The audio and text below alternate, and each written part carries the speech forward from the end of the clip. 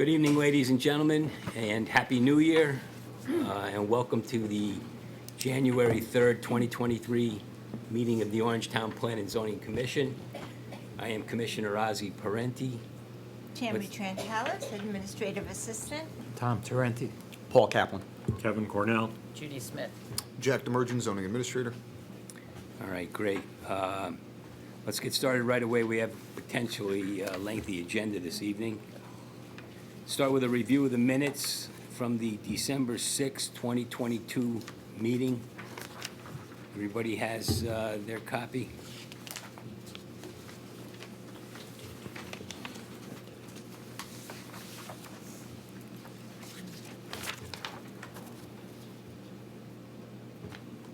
I have a comment, but it's on page 7 if you want to go chronological. I mean, I have no comments. So okay. 7's okay Yeah. with me.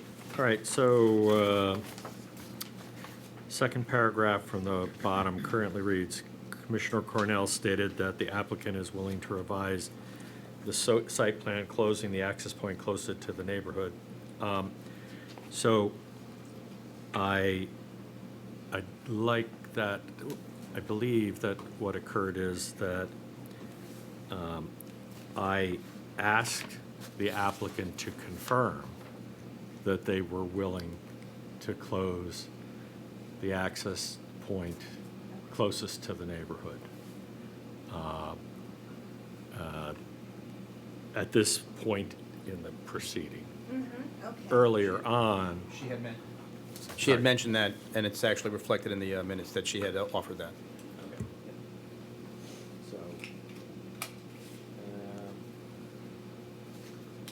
So that's the only one I had. Yeah, I have a few, Tammy. Page 3, third to last paragraph. WEO should be ZEO. CEO Demerjian. No, he's the wetland enforcement Oh, I'm officer sorry, as I'm well. sorry. So he is Man of many WEO. hats. He's a WEO. Right. Page 5. About halfway down, Chairman Parenti. Just put a period at the end of that. I got nervous when you mentioned me. Pardon me? I got nervous when you mentioned me. And then second to last paragraph, third line, mediation should be medication, I believe. Is that it, Tom? On page 6, Shane Gold, last paragraph, about halfway up.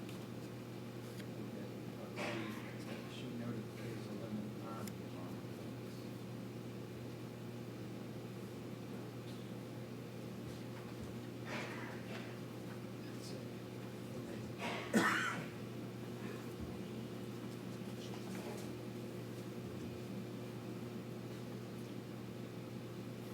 All right, I had no comments. Anybody else? Judy? Kevin? No. All right. Paul? All right, then, someone prepared to make a motion to approve the minutes? I make a motion, we approve the minutes as amended from the December 6th meeting. All right, we have a motion. Second? Second. Second by Commissioner Tarenti. All those in favor? Aye. All right. Second item on the agenda is old business. Does anyone have anything they want to bring up on that category? Just two quick ones. One was the revision to the cannabis language limiting to one facility. Is that Yeah. we're gonna try and put that on the next agenda? I think so, It's yeah. in the works.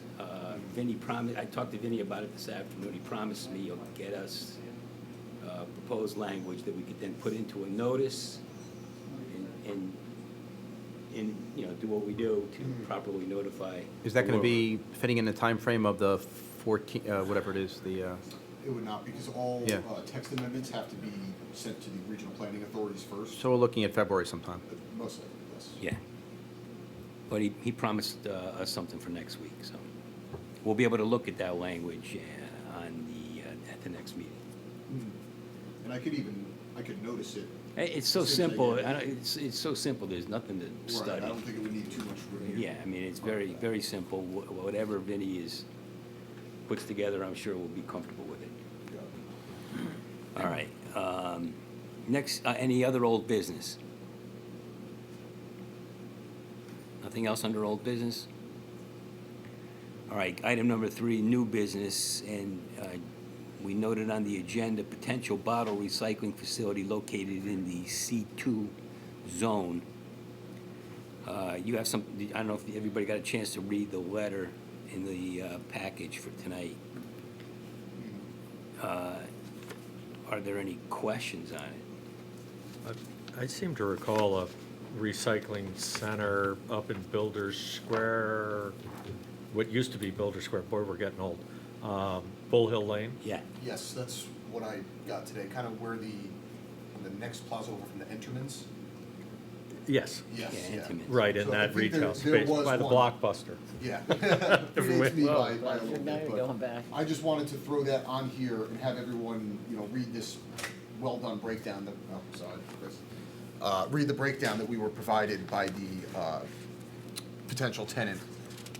I didn't really see any issues where it wouldn't fit in, but this was one of those very niche uses that I figured we might as well round table and. yeah. I mean, assuming it's, if you gotta look at section 383-49, which identifies the permitted uses in the C2 district. Why don't we take a break for a few minutes? All right, thank you. All right, sorry for the holdup, everybody. We're gonna get started again.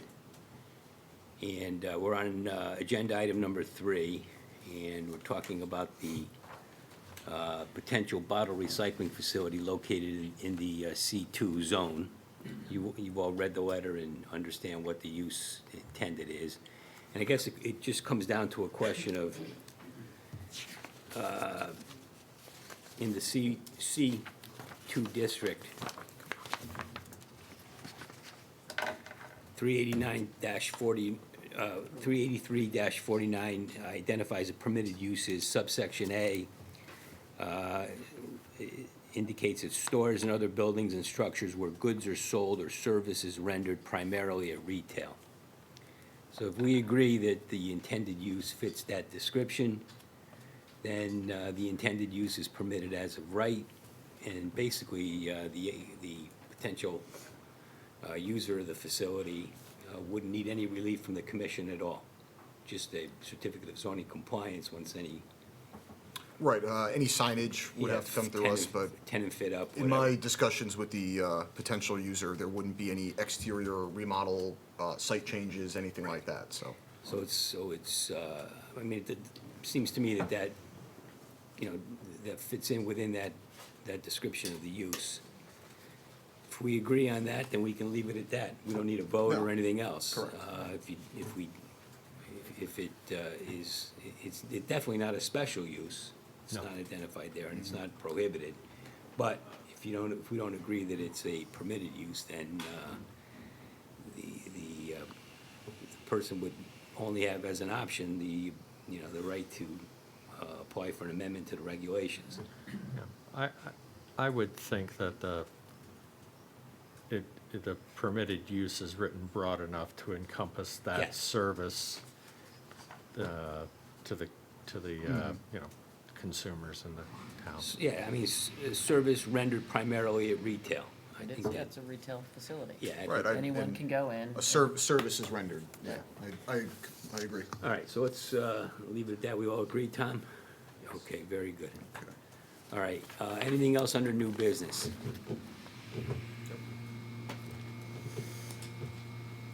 All right, then, 4th item is a report of the zoning enforcement officer. Sure, keep it brief. 329 Smith Farm Road, which was the living facility sort of behind Orange Fence. They have broken ground and are moving pretty quickly over there. So we can expect progress, obviously, in that area. 197 Indian River Road, which is the elderly care facility opposite the Christmas tree shops. They are pretty much all set, looking for their CO from the building department. There's still some minor landscaping and site work that I am waiting to see. They are fully aware of that. They have all paving, curbing, striping done over there. They won't be asking for their bond back, I think, until the weather turns and we can do a full inspection of their landscaping, making sure everything was all set. But they are pretty much good to go over there, at least for the building department and fire departments. It looks great from the road. Yeah, no, they did It looks nice. they did a pretty bang up job up there. My last thing is I will be out of the office next week for the second round of training. So in case anyone needs me, that's where I am, and I'll get back to you after business hours. All right. This time paid. The second round of it. All right, good. Anything, any questions for Jack? Any other items?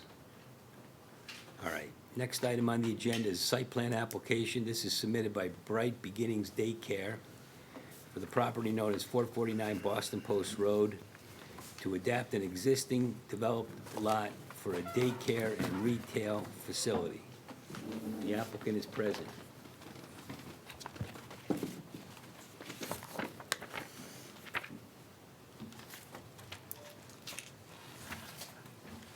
Good evening, Mr. Chairman, Commissioners. My name is Jeff Gordon with Codis Bodie and Associates. I am representing Bright Beginnings LLC for the adaptation of the property that's the former Chef's Emporium facility, 449 Boston Post Road, next to the Bank of America.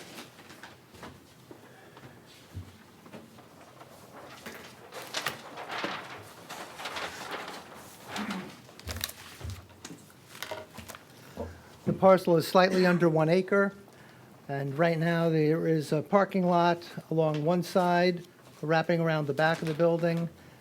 The parking right now for retail is pre-existing non-conforming as to the number of parking spaces required for retail. The proposed use will keep part of the building in the front, retail, but the bulk of the building will be for a daycare facility.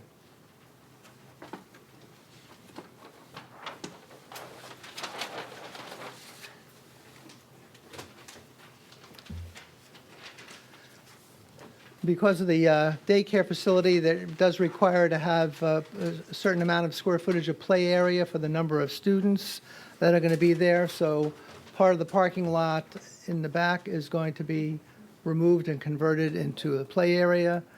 We have a new sidewalk, a landscape island, and then we have a new sidewalk, a handicap accessible sidewalk, and a reconfiguration of the parking to have qualifying accessible parking spaces. There'll be, for the retail, there'll be a new accessible entrance from the parking lot shown right in the highlighted area. But again, this area here will be maintained as retail. This bulk of the area is going to be for the daycare. And by going with this use, we're going to actually make the parking conforming to the regulations. There's less parking, but the use is less demanding, and the mix of them makes it to be a conforming use.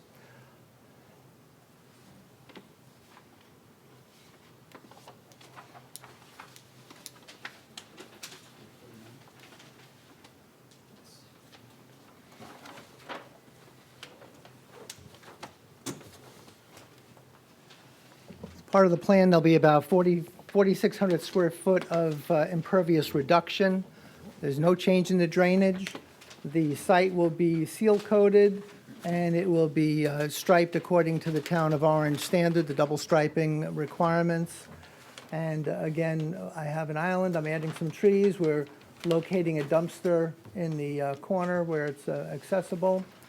We have a detail for fencing. The daycare play area will have a 8-foot-high screen fence around its entire perimeter.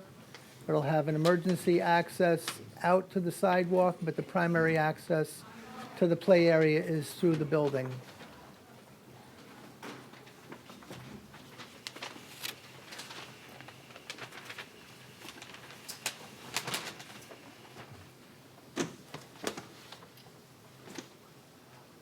On the architectural plans, A1, you'll see the layout of the daycare is pretty pretty well developed, but you'll see the access points. This one that I'm highlighting is to the play area.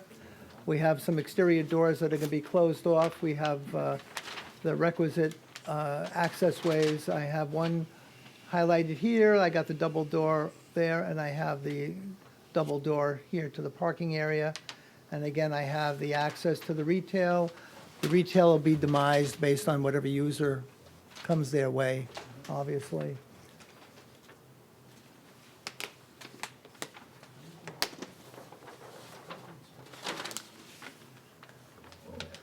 There isn't a significant change in the building itself on the exterior, but there is a enhancement, replacement of some windows and an enhancement with a cultured stone wainscot along the parking lot side and the entrances to the, into the daycare.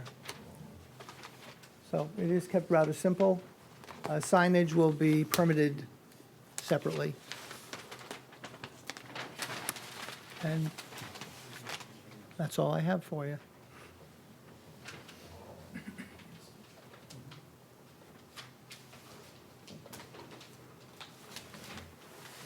Hey, Jeff, how many in the building at any given time?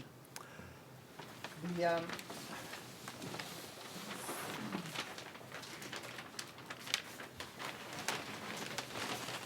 72, oh, I see. the licensing is 20 employees, and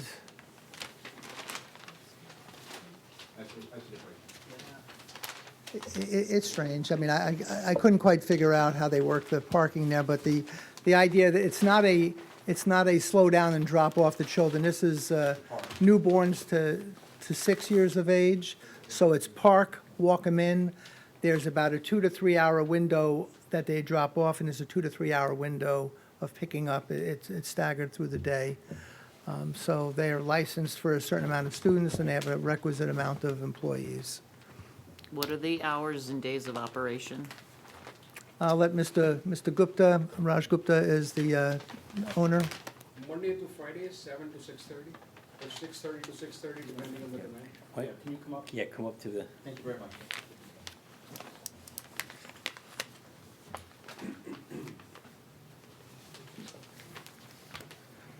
My name is Rajat Gupta. You need to tell my address? Yeah, live in Darien, and we operate Bright Beginnings. We have 4 locations in this, in Fairfield County. 4 in Fairfield, this is your 5th location in Yes, Connecticut? yes.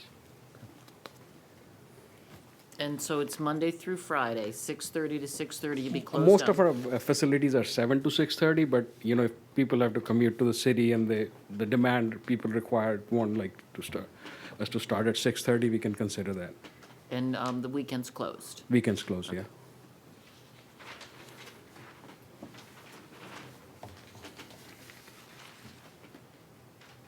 Mr. Gordon, you're running your calculations for parking based on retaining a 3,400 square foot retail component? That's this area in the front here. All right, so at 4.5 per thousand, that'd be 15 spaces? 4.5 per thousand, I have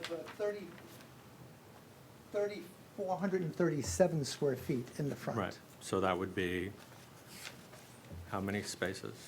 It is 7.6 spaces. 4 times 3 is 7?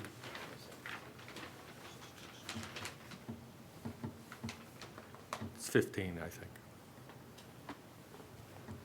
I forget exactly how we did it, but I know I got it right.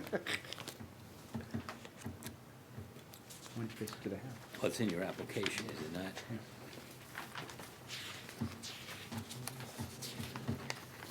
It just gives a number.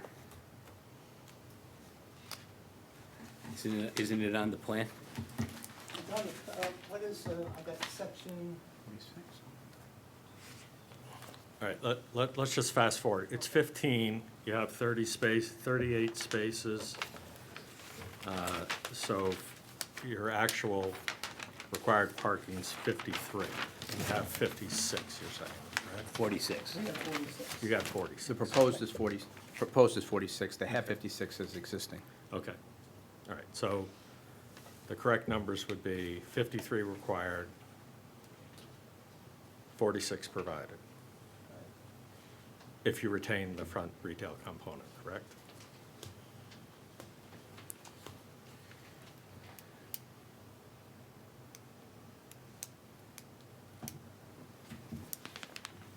I'm at a loss. I just don't have the regulation in front of me, but, I'm just using your numbers. yeah, boss. no, I appreciate that. You have your regulation?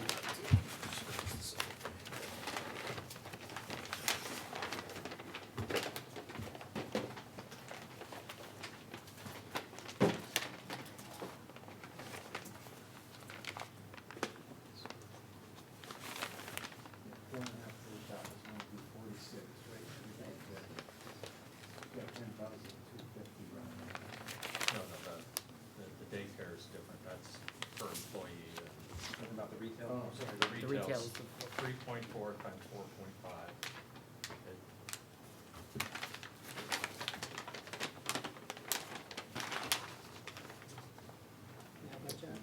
Yes, you are looking for, Because I remember you had a number of different ones depending upon the size of the facility. It's not on the plan. 20 employees. shopping centers, retail stores, up to and including 10,000 square feet of gross leasable area, 4.5 per thousand.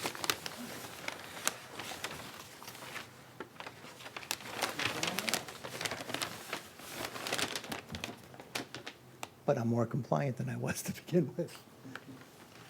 To begin with, right now, there's a requirement of 56 spaces. No, a requirement, according to your map, The 63 building- spaces, Well, the existing building now is... 56 spaces. Let's just double check that. Yeah. You on 26. Required to would be 36, right? 9. One per employee. One employee, 6, one And then clients, 1 for 8 clients.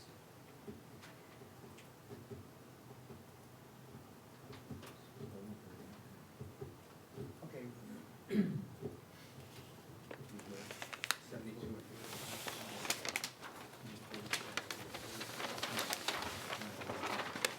Okay, the original building, the way it is now, it would require 63 parking spaces. Because it's all retail. Because it's all So retail. it's 4 per thousand. 4.5 per thousand required 63 spaces. But We're gonna be... We're more compliant, but we're not fully compliant based on that retail thing. Right, and Mr. Gordon, your testimony is that the existing storm drainage system is functioning properly, and that by reducing the parking field in the little left-hand L, it's still gonna flow well to the existing catch basins? Right, and I went over that with Mr. Britton, and he did sign off on that. Okay, and your, the existing lighting are cutoff fixtures, and we meet the 0.5 at the, Well, they're not changing the locations, but he will eventually be retrofitting them. Yes, we'll be changing the fixtures with the new LED fixtures, basically. okay, so that could be a condition of approval that that would Yes. occur? Sure. No. I wasn't told that there would be any change in lighting. There isn't any change, but There isn't. eventually, as you swap out, they'll swap out to LEDs. Right now, there's high-pressure sodium fixtures Yeah, there. if they do the daylights with the full cutoffs, they'll be as good as they can get. And the vast majority of the parking is subject to an easement with the Bank of America property. And the way you're written it in here, it says, subject to terms and conditions, but we don't know what those are. Could those be withdrawn? That's for some reason? Well, I was trying to figure out exactly how that originally developed. I'm kind of wondering if that property was not part of the bank property at one time, built in and flipped off there, but that is a parking easement that's there, and there's a retaining wall and there's guardrail that's on the bank property.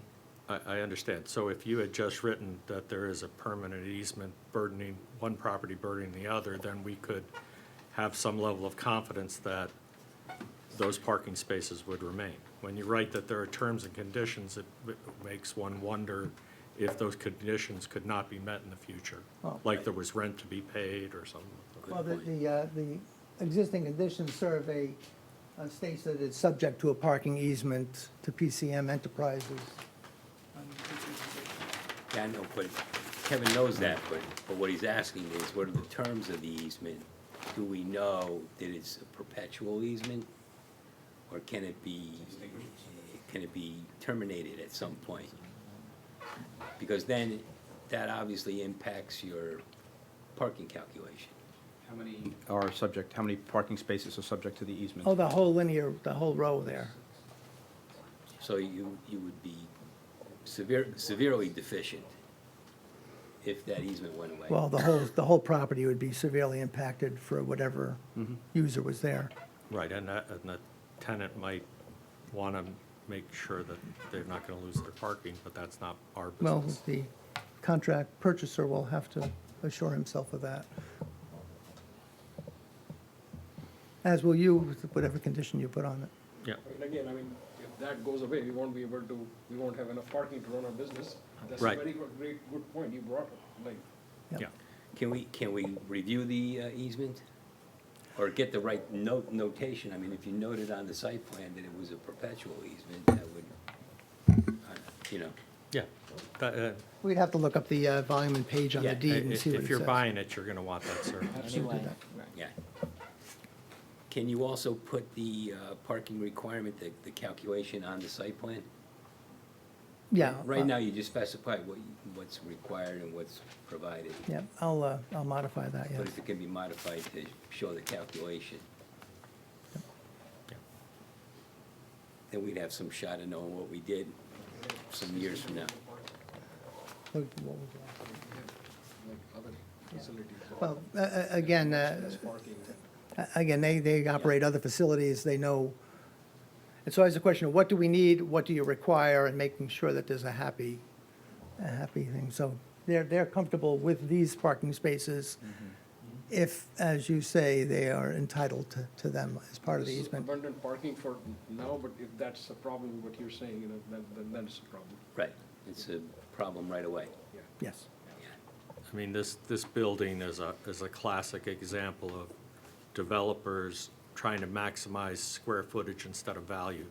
Yeah. That 3,500 square foot piece you're leaving in the front is just going to be it just shouldn't have been built in the first place. Yeah, It shouldn't- I can't think back far enough on this, but I often look at this, that this might have been an office and that might have been an industrial warehouse, thing in yeah. the back. 'Cause otherwise, how did it happen? Yeah, in the back in first the place? Berlin Turnpike days, when this part of the post road looked like it. Yeah. All right, so we have all the municipal department sign-offs? who regulates the size of the outdoor play area? Is that state That's regulated? done with the state and through Brian, the health department and the sanitarian. And he will have a deep dive on the floor plan and making sure everything complies there. We had a discussion, and once he realized he gets the real shot at it afterwards, he's very amenable to moving forward. And it's currently impervious pavement? Yes, Okay. yes. All right, so what do we can hold this over to the next meeting, You can give us a conditional approval and we'll, give us a chance to review. I don't know if we want to review this administratively. I think we'd probably like another look at it. I can't say. I know, Judy's plot. So sorry. I'd like to see that parking calculation on the map. On the site plan. I would like to see the easement at this point. Yeah, and I'd like to see the easement. Is there anything else with the site plan itself that you see as problematic, Tom, or?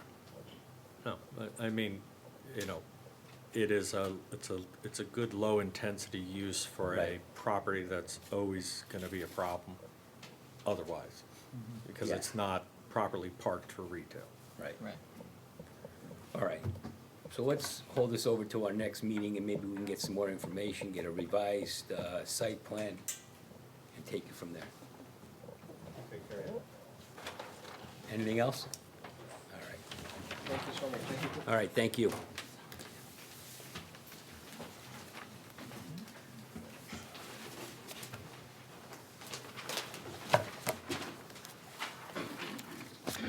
Get my,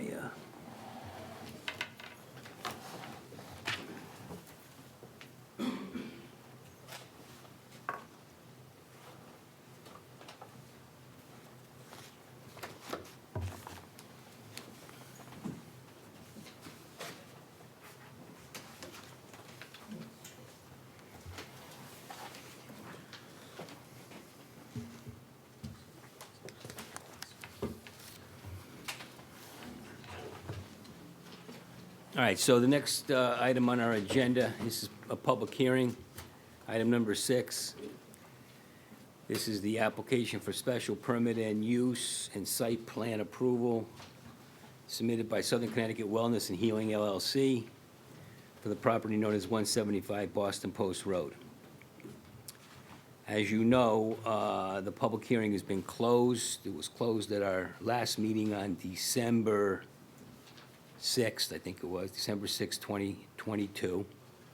What? Did you want me to, Yeah, we're gonna go to Yeah. deliberations as well. okay, Yep. because there were times when it was just the For public. this one, we'll. Okay, good. Now, All right, so we've closed the public hearing. We're at the point where we need to discuss the application. When I say application, I mean both the special use permit application and the site plan application, as well as the lighting supplement that goes with the site plan application. I think that covers it. You know, Well, Ozzy, did we take care of any administrative things we had to do with the interveners last meeting? well, we're going to. Oh, okay. We're going to. But we'll come to that later, if that's okay. So where was I? So it's time to talk about the application, and hopefully we can make a decision on it tonight. We don't have to make a decision on tonight, given the statutory timeframes. I think we have until the next, we have 65 days from when we close the public hearing. Correct.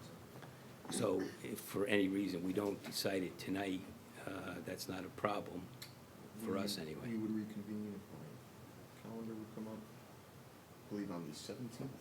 Yeah, well, 14 and 3, Yeah, yep, 14th. on the 17th. But hopefully we can get to a vote tonight and put it to bed. So, who would like to kick us off on our discussion? Does somebody want to start? And we can pitch in, or?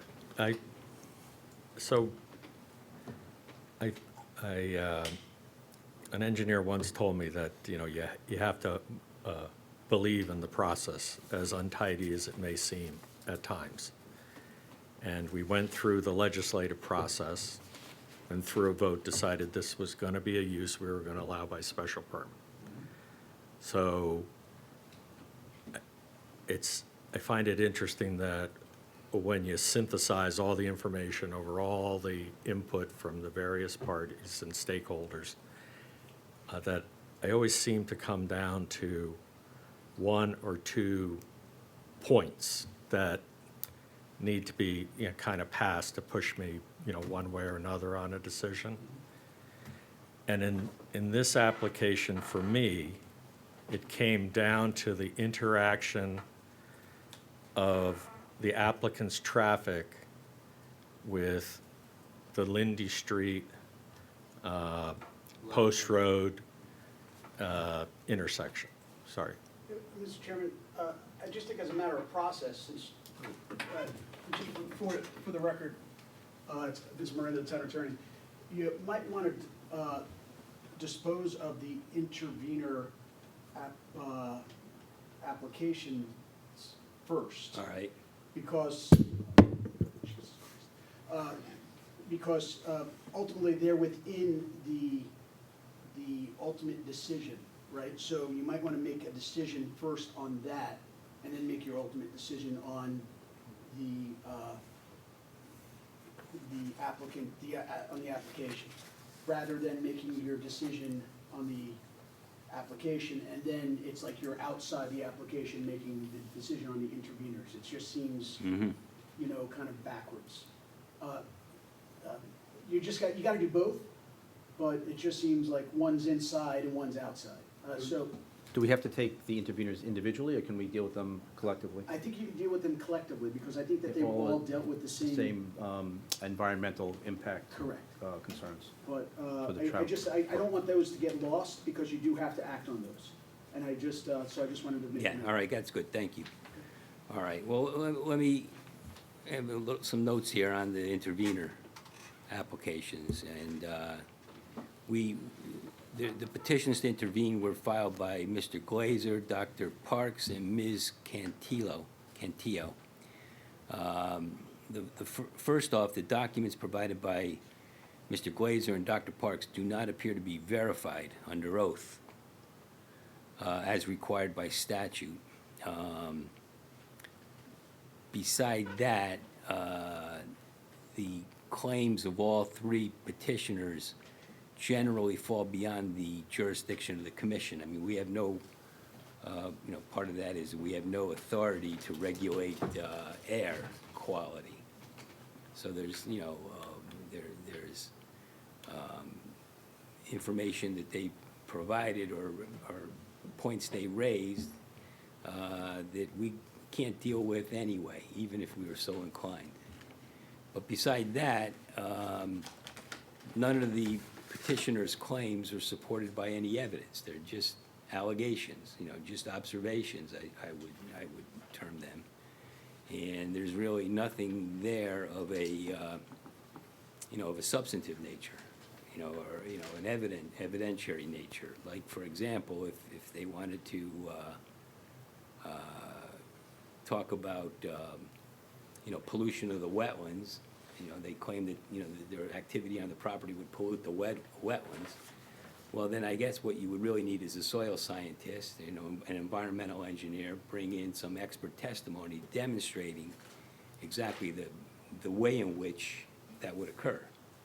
There was testimonial evidence and pictorial evidence, but there was no empirical evidence. Yeah, no real expert testimony from someone that we could rely on, you know, that has knowledge of the assertions being made. So, I mean, with that in mind, I would suggest that we move to deny the applications at this point. And unless someone views it otherwise, we can entertain a motion to that effect. Anyone have any other? I can give you my notes to help you with the, I'll move that we deny the intervenor applications on the 175 Boston Post Road application, for the reasons I for the reasons articulated by Ozzie. just cited, Mhm. for the record. All right, we have a motion to deny the intervenor petitions. Do we have a second? I'll second it. All right, we have a second. Any further discussion? All right, all those in favor signify by saying aye. Aye. None opposed. Thank you, Mr. Chairman. I also, just so for the record, there was an email that was sent to the commission today at about 4:40 by Mr. James Glacier. That was an ex parte communication, and I think that needs to be noted for the record, to be fair to the applicant, that it was an inappropriate communication. The hearing was closed, and there should be no communication sent to the commission after the hearing was closed. So the chairman and I did discuss the communication, and the chairman sent the communication to the commission. The commission had already received it directly from Mr. Glazer. Right, but the commissioners were instructed to disregard that communication, and every commissioner received an email from the chair with the instruction to disregard that communication. And We just that- want to make that note for the record, that communication was received by the commission. Attorney Shansky was notified of that communication, and I did have that discussion with Attorney Shansky earlier this evening, and I did send a copy of that email to Attorney Shansky. All right, Just good. wanted that noted for the record. Good, I mean, I did not respond or communicate at all with Mr. Glazer. I never read it. Other than to I was read off his my email. computer Yeah, I at that read his point. email, but I assume that everybody else can say the same thing, right? I received your instructions. Yeah, all right. All right, anything else, Vinnie? That is all the administrative business I have. All right, so Kevin, So, before you were interrupted. no, that's Yeah. quite all right. So, in understanding that that Lindy Street is a dead end, and any impact the tenant was, the applicant was gonna put onto Lindy Street was gonna have to be dealt with by the Lindy Street residents entering and leaving, I really personally was focused on that interaction. And and despite the testimony from both traffic engineers, theirs and the third party, that the queue would not exceed, I think was 1.4 cars there. My common sense just couldn't accept that, especially in the carnival that's going to exist in the opening of this place. But so it became. I think that when the applicant agreed to close their rear entrance, which would keep the possibility of that queue from growing past the front entrance drive, which is approximately 5 cars, and it would keep their customers from squirreling through the Hitchcock Plaza.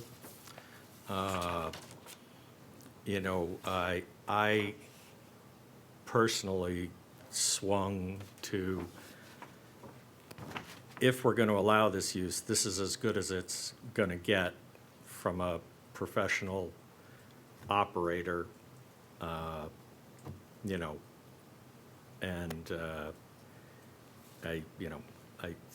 I think that was a big concession. Now, I think that other people can certainly be concerned about other elements of the Just project. to drill down on that for 1 second. I saw some back and forth. I think it was the Bob Britton's letter. Do we have to do anything if we're going to take the applicant up on that kind of a Is the difference? traffic study still valid? Well, that's my question, is that do we have to do anything else in order to accept that change at this point in time? As far as I'm concerned, Paul, that's a major change. That would require a resubmission of the site plan.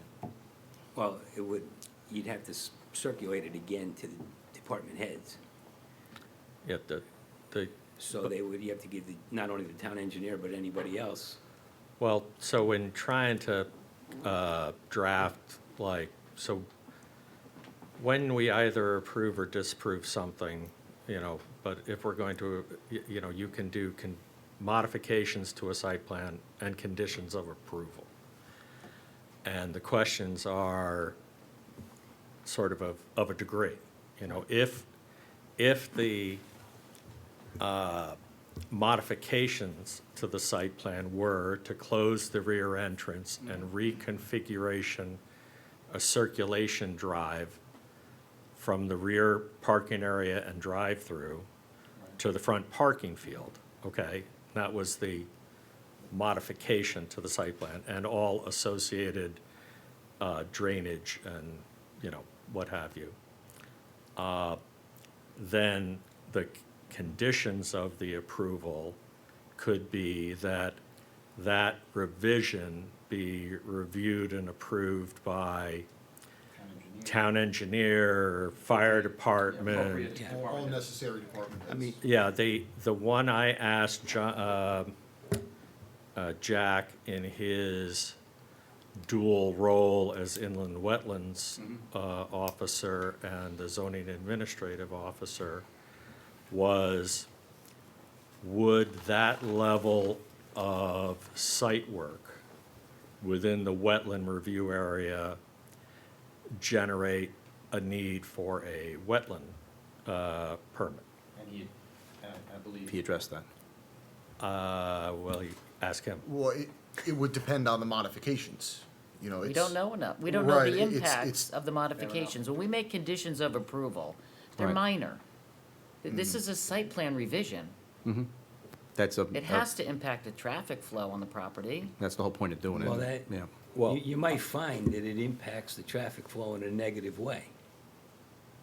Well, I think you have to make a distinction between the traffic studies are looking at the interaction of the applicant with the road network outside of their site. So they're looking specifically at the Lindy Post Road interchange and the site plan access and the post road. Okay, and then further up and down the road.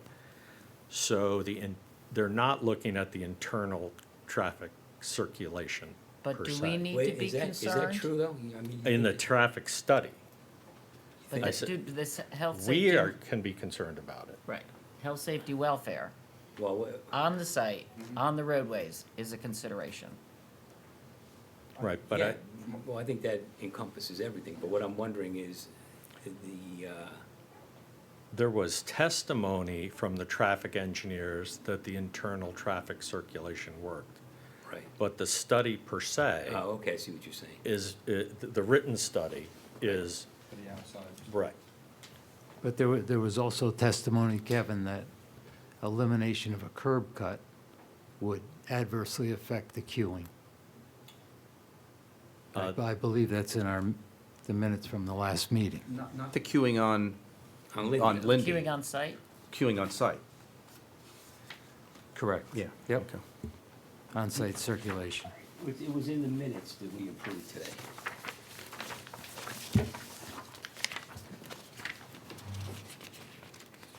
It's on page 5, second paragraph.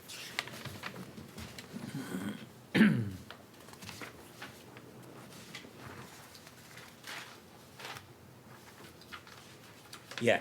Rich DeAndrea, Colliers Engineering and Design submitted trip generation analysis supplemented by traffic analysis. Discussion ensued regarding queuing and levels of service.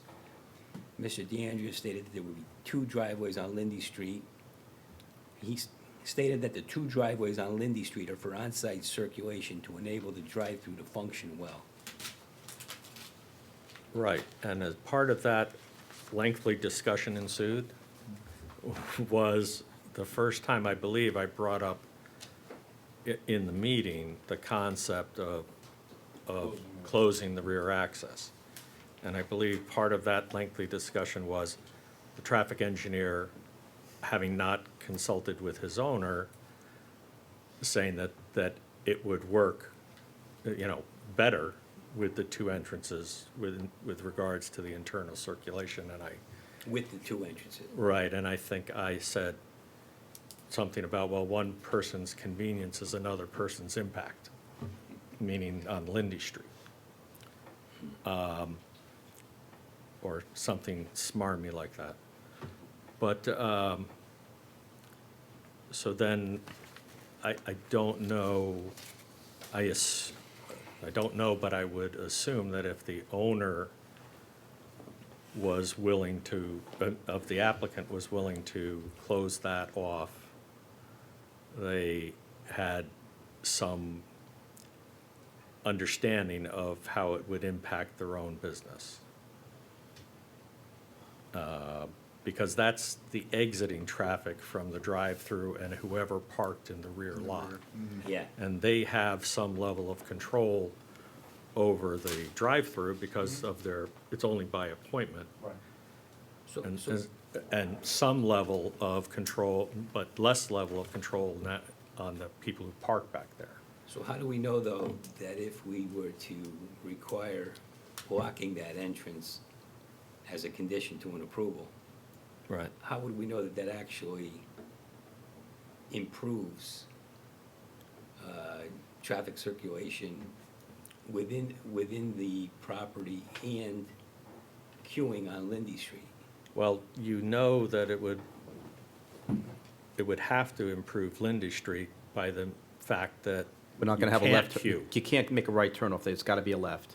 So the queuing has to be on property. Right, basically, any queue past 5 cars would wind up on the side of their building, not on Lindy Street. But any. Because they wouldn't be able to come out onto Lindy Street. Right. They'd be blocked by the queue. Right. But as for internal traffic circulation, other changes would have to be made in order Such as? to accommodate, you would have to create some sort of access way back to the front of the building. Yeah, you got to Because put a your bypass. whole back line of parking would be taken out, there'd be no way out of the property there. No, Is that they. changing the site plans? Yes. With somewhat Yeah. Right. significance? It's sort of a domino effect that we. Yeah, you you sort of- have lot to of put a things. drive aisle, like, CVS has, Right, up so the you would side end up of the having to building. Open this up basically and bring it through here, because all But these that- could not come back here. I've been through that site more times than I care to think about. And You know, 'cause if they- you these drive people through could the leave 'cause they can't existing come back this way, they drive-through gotta- and make that left Yeah, just- to go to the front of the building, but they that also- requires they could use it as regrading. parking, too. Because those grades drop way off. Yeah, well, isn't that why there's a trench drain across the rear access? Because of the grade over there? Yes, there's gonna have to be a catch basin to take that because of the difference between the front and the rear. But that also gives us the ability to require as a condition, we had some concerns about the dimensional accuracy of the existing drawing. So if they're going to be engineering a new drive-by on that side of the building, I'm going to call it the west side of the building. And The maybe left-hand we could side get is the your east facing. side right. Yeah, the north arrow is a little weird there. But as you're facing the building from the post road, the left-hand side, basically parallel to Lindy. But I definitely was focused on the interaction of the Lindy Street residents with the impact of their traffic and trying to keep it from being a nuisance. But, other people could focus on other areas of concern. That was really the only area of concern that I had on the application from the beginning. In fact, before we even had traffic studies, I was concerned about the traffic, the traffic generally speaking. I think the traffic on the inbound drive-through is far and away the most adverse part of this traffic issue. Taking cars off of the post road, you mean, from the post road onto the? I mean, the reality is, on the Lindy Street side, there's a workaround with Hitchcock. But if you can't get the cars off the post road, and they've got that widening strip on the east side of the building, if you drive in there, you can only queue back 3 or 4 cars. Right. So you're worried about the backup onto the post road? Is that going to be the same, though, with anybody who goes in there? I'm not saying it's not accurate, but I'm concerned that we're focusing on, this retailer, any retailer that goes in there, anybody who goes in there. But I think there's something different about this retailer, because they'll be the only one in town. This is not a package store, this is not a pharmacy, we have many to choose from. This will be one in our town and in a region. I think there's a lot of unknowns, like with the medicinal use, there are appointments, there's control, they can stagger the times. That gives me a lot more. That here, too, right? Pardon? They were going to do that here, too. Right, but when it goes hybrid retail, there's no making appointments. Well, you're talking about for the recreational Yeah, component. recreational component of it is not by appointment, I asked that. It's just people going. And I don't think we truly know the impact of that. Although they can Well- buy online They what? and then go pick up for recreation, I believe. Yeah. But there is I don't know that it's the same appointment. as you state. Still, I mean, part of the issue, though, is that we do have expert testimony times two to the effect that queuing is not gonna be an issue. I mean, you may disagree with that, but you have to disagree with the experts. And, you know, you're right about the 1.4, and I think the other one was 1.0 on the, you know, cars queuing. You know, making a left turn out of Lindy to get onto the post road, I mean, is no different than any other left turn off of the post road in the town of Orange. Taking a left off of Lindy. Taking a left off Off of of Lindy. Lindy, yeah. To get onto the A post nightmare. road is no different than Anywhere. anywhere Right, else in although town. they did, on record, say there'll be a degradation of service from C to D post-development. Yeah.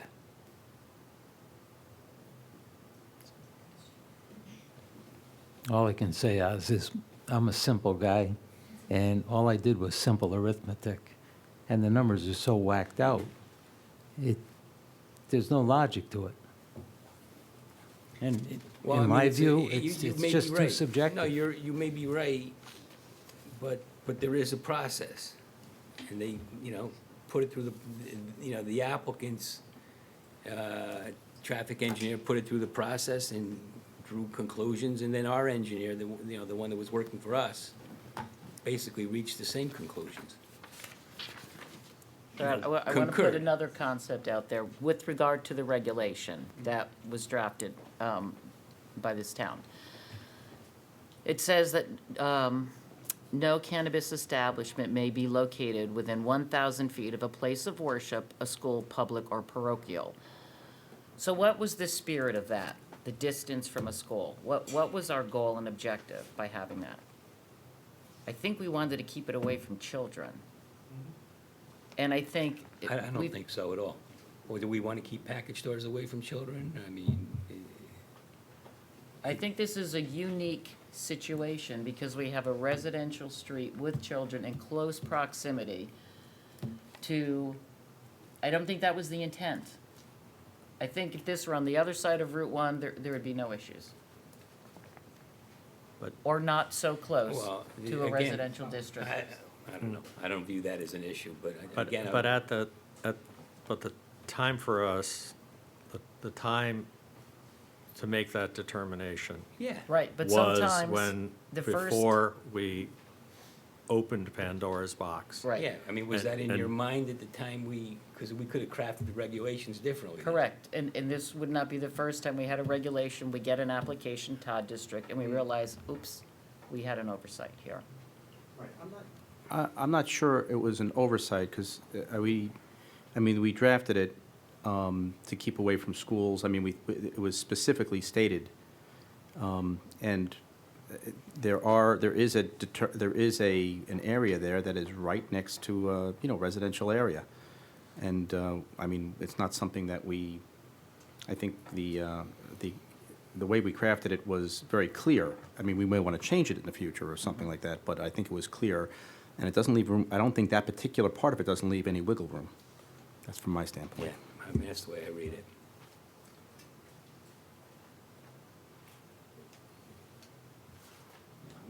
I'm much more concerned about the first part that Kevin had gotten to, which is, what do we do with the site plan? Are these changes de minimis where we can, I don't mean to say de minimis, but are the changes such that, the modifications, that we can put an approval on and then subject to departmental approvals? Or is it such that it's a significant change where it's got to be a resubmitted site plan? I don't know the I answer to think that the question. latter. Yeah. I mean, if you're going to, from what I'm hearing, if we're going to give an approval subject to removal of that, blocking the second access, then I think that would require, a redo of the site plan. And, not that I have anything to do at night anyway, but that would mean a new public hearing fix.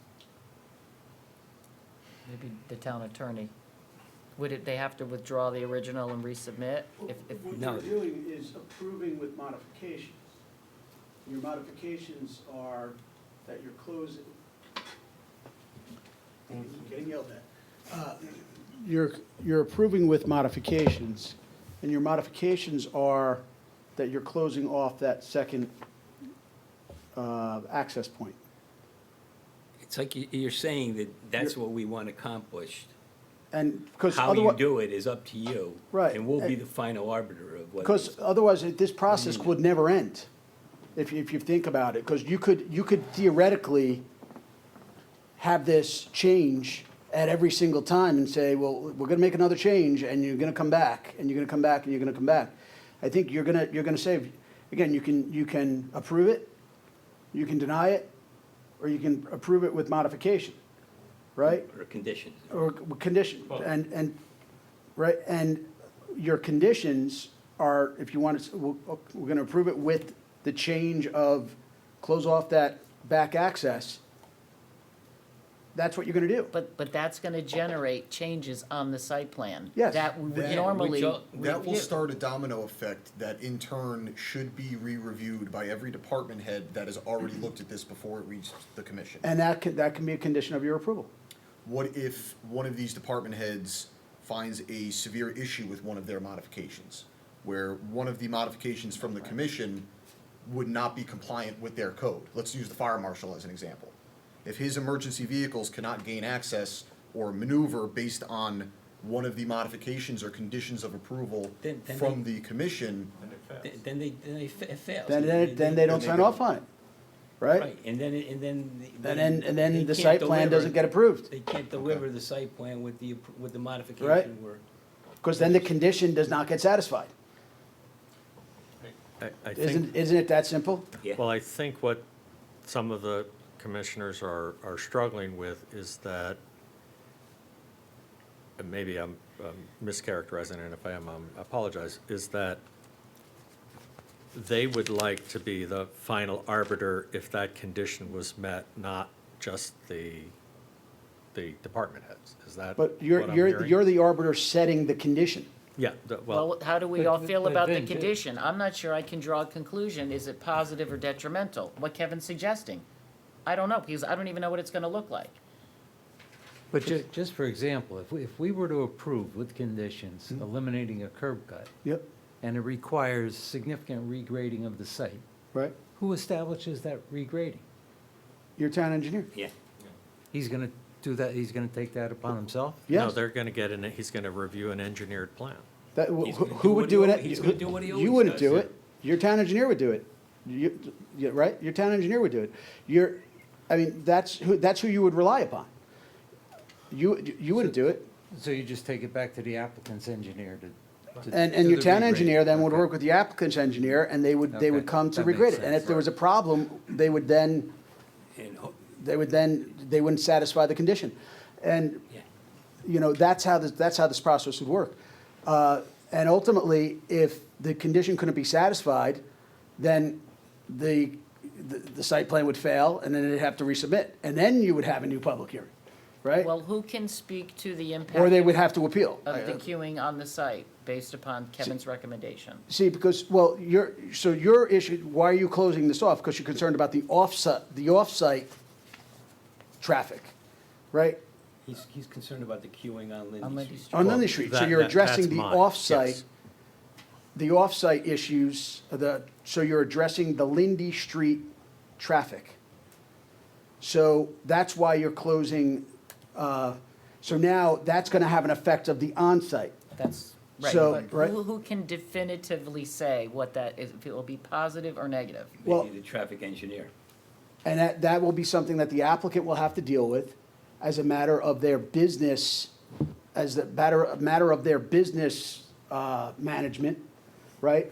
And they'll have to work with their engineers and with the town engineer as a matter of your conditions that you set. And if they can't manage their site to suit their business, to satisfy your conditions, I then- just don't ever recall having such a fundamental modification in a site plan. And we're not gonna see it until it's done. You mean such an extensive extensive modification? modification. Fundamental No, in theory, extensive in actuality. Well, right. you have, Like you have, normally we see the final product and that's it. There's very little tweaking. This is we're going down a different procedural you- path than I've ever done before. well, you have approved site plans, like affordable housing site plans with a number of conditions, where we've had 30 pages, Right, but we haven't closed street, we know the basic infrastructure right? of the project. And now we're talking about changing it, and nobody can really say if the on-site changes will be detrimental or favorable. Well, you know the site, and you know you're gonna rely on your town engineer. And that's what you're gonna base your conditions on. And you're gonna rely on your expert, your town engineer, to satisfy your condition of approval. But shouldn't the applicant be able to weigh in? Like, maybe this isn't a good idea for them, They will. their They will. their They engineer? They will, at that process, at that point. You're gonna approve it or deny. You're gonna deny it or approve it. If you approve it with the condition, they then will take that approval and go meet with the town engineer, and they will work out that approval. Right, but normally these things are worked out prior to the vote, that's all I'm saying, something of Well- this magnitude, that's all. Right. No, and I But think you're faced with just a few options. But again, You know, right, approve, deny, or approve. Right, with- or we vote on the applicant and the site plan as we have it, and that's with 2 points of egress on Lindy Street. because you're doing that something unique. You normally aren't modifying on the fly, right? Correct. You're normally voting on a modified site plan.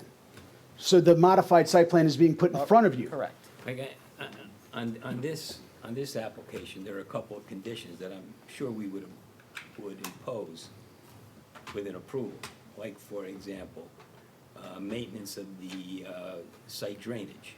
We talked about that. You know, that we were ultimately satisfied with the site drainage system in place, but we would want the applicant to maintain it pursuant to a schedule of some kind, indefinitely.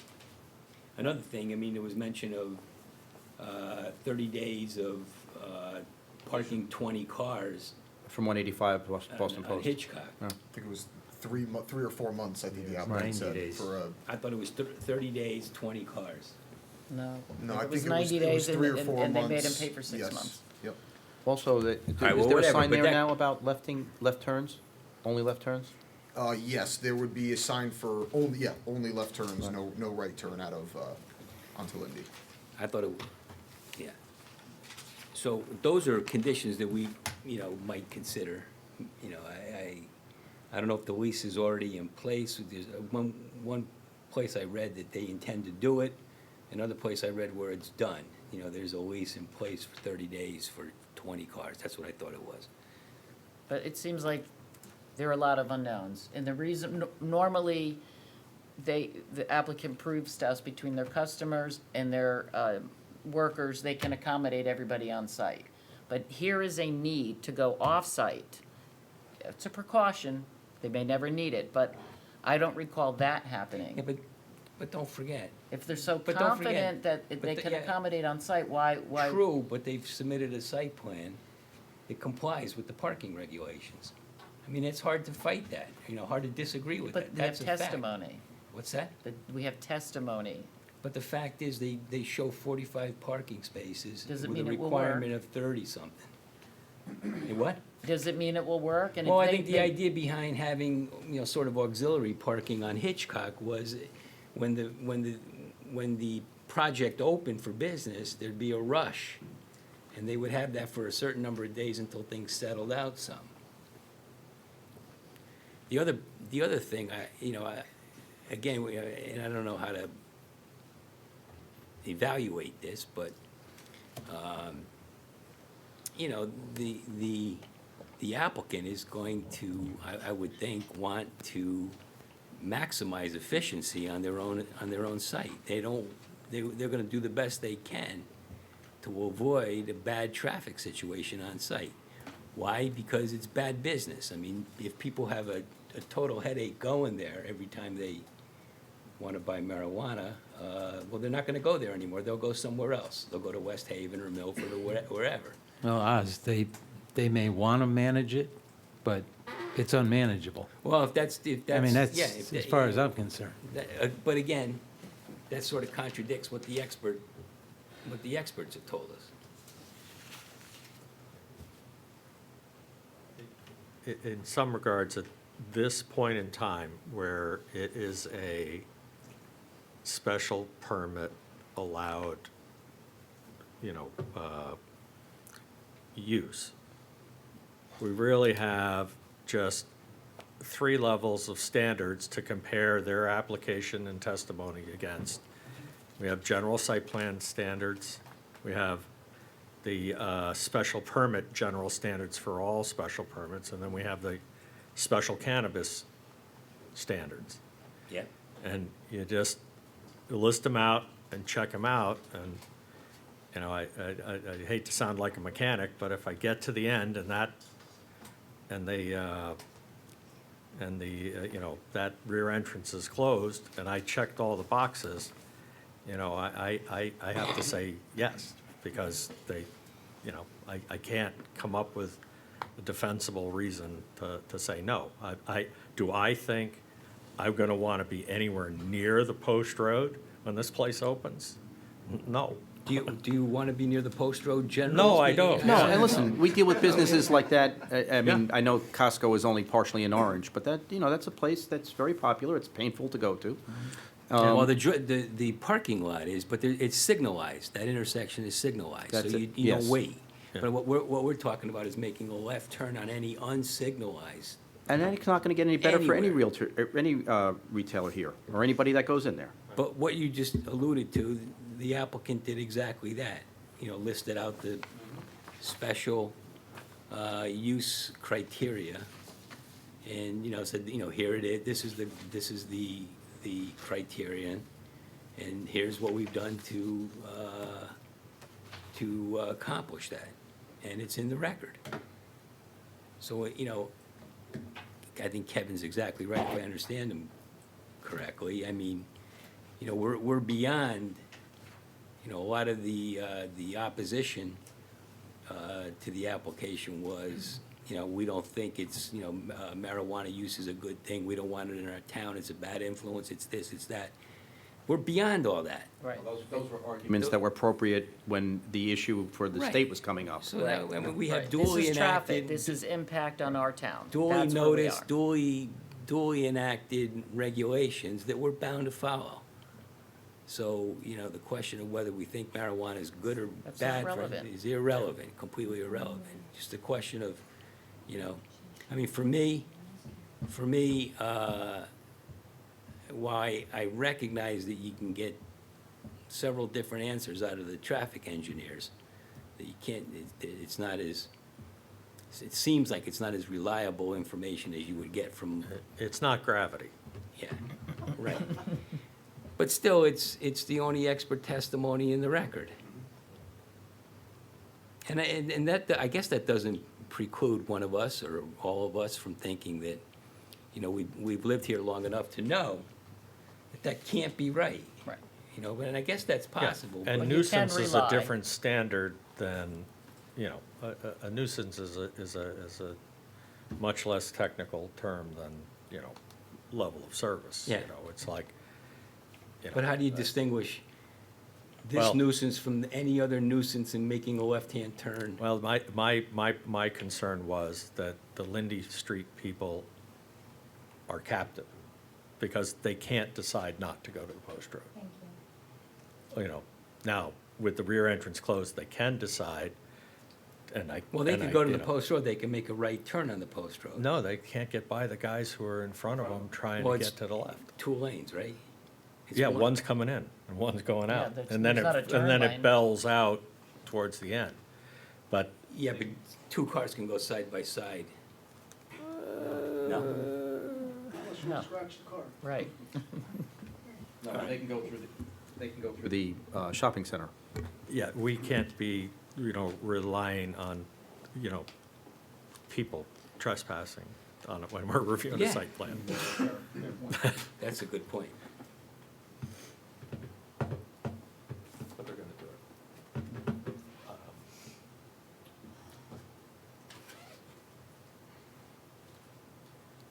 No, I completely understand that it's a larger modification than that which we generally do. No question. Okay? And I think the point, and the fact that, I can personally get comfortable with it doesn't mean that everyone could get comfortable with it. And the fact that I don't want to say that I don't care about the applicant's customers having to wait on site as long as it's safe. I care more about Lindy Street. But, could they back up onto the post road? They could, but we don't have professional testimony. If it did happen, those people can bypass that entrance and go to Lindy Street and take a right-hand turn into the front. We asked that question specifically. I asked Right. that question Yes, you specifically. Do we need to be worried about cars queuing on the post road? And they both said, they didn't say you'll never see a car backed up onto the post road. They didn't say that. But they didn't say that it's something that you need to worry about. It'll happen from time to time, it'll be a problem, or that wasn't, they said it's very unlikely, or something to that effect.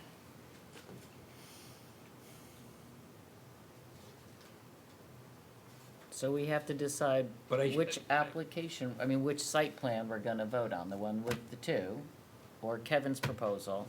I'm not the applicant. Right, well, no, but we have a site plan that was I submitted. share your discomfort with it, because I don't know what we're exactly approving. We're approving, I think. Right, we're like saying- this we know, the one with the You know, two we're not- points of I think egress. we understand what we're approving, but I don't know that we are sure that it'll be effective in accomplishing what we're setting out to accomplish. But what you have the submitted site plan. And you can approve that as submitted, you can deny it, or you can approve it with modification. Right.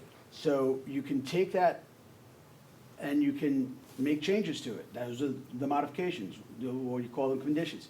The condition being you close off that back entranceway, right?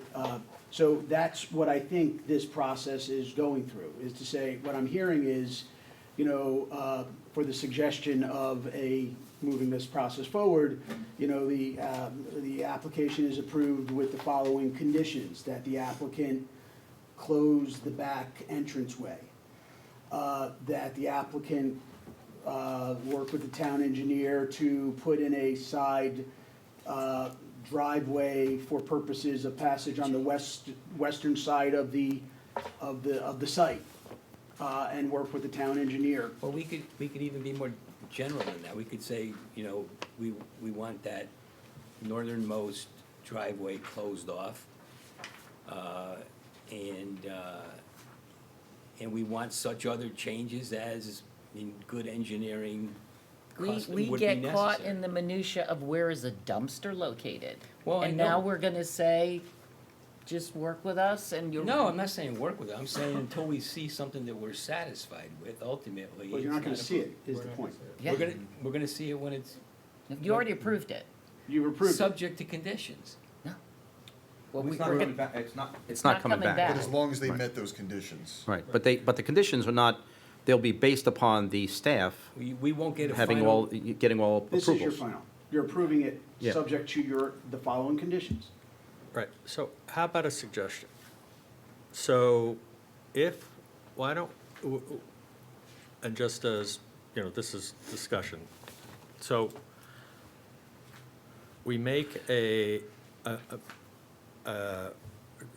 I make a motion to approve subject to modifications and conditions. We take a vote, we see where it goes. If enough people are concerned about the process that's going to ensue after that, it may fail. If that fails, then you go to, all right, let's work on it as submitted.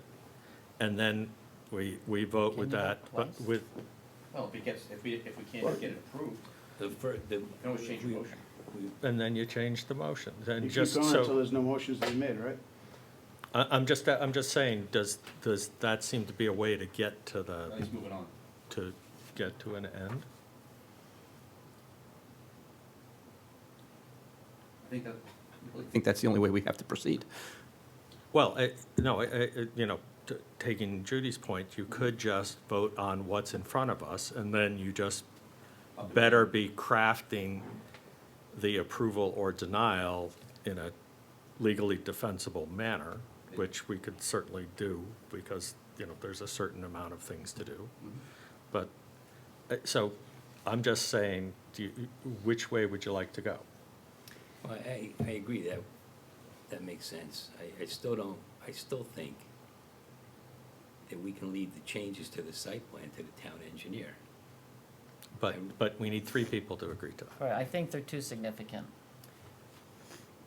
Well, And we again, we're need 3 all- people to agree with that. Right. Yeah. But you're not gonna know who's gonna agree to what until someone makes a motion. There you go.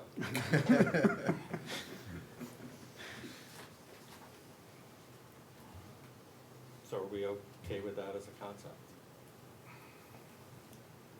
I don't know, it depends on what the motion says. Yes, we are. Okay. Yes, we are. All right, so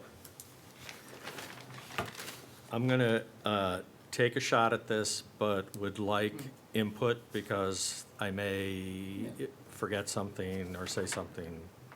Okay, so I would like to make a motion to approve the application of, and then there's all that legal. Can I interrupt for Yeah, one more? Go ahead. Just one more thing. Should we make a finding on the special use criteria? Well, I think it changes, because if the rear entrance is still in, okay, I think that that is a failure of one of the general site plan conditions, which say you're only allowed to have one access point onto a public street. Is that a regulation? Yes, it Can you is. cite it, please? I can cite that. That would be, site plan is a general standard 383, 119, 3H, no more than one driveway connection to any street, unless it's a, mega project. Yeah, check and make sure it's right. Can I get that one more time? 383-119-3H. 383.